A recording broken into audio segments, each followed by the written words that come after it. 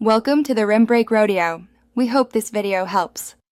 You begin by ensuring both devices support peer-to-peer AirPlay and have Bluetooth plus Wi-Fi enabled.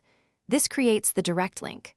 Once done, move to turn off personal hotspot and disconnect from any Wi-Fi network so the devices form a private connection. Make sure both screens are unlocked and discoverable. On Apple TV, enable AirPlay. On iPhone or iPad, open Control Center. These steps prevent the stream from routing through a router and reduce latency. Next, open the AirPlay menu, Control Center on iPhone/iPad, or the AirPlay icon in Mac OS apps, and scan for the peer device advertising via Bluetooth. When you see the receiver, tap it to connect. Often an on-screen code appears on the TV or speaker. Type that into your sender device to confirm security.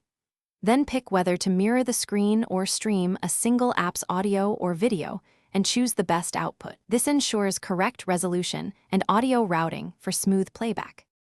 To finish, stop the session from the AirPlay icon when done or press Stop Mirroring in Control Center. This cleanly releases the peer connection. If it fails to connect, toggle Bluetooth and Wi-Fi, restart both devices, and double-check personal hotspot is off. These quick resets often clear discovery issues. If problems persist, lower the stream resolution or try another app to isolate the fault, and make sure both devices have the latest firmware and OS so compatibility bugs are minimized. Thanks for watching. Consider subscribing if we helped you.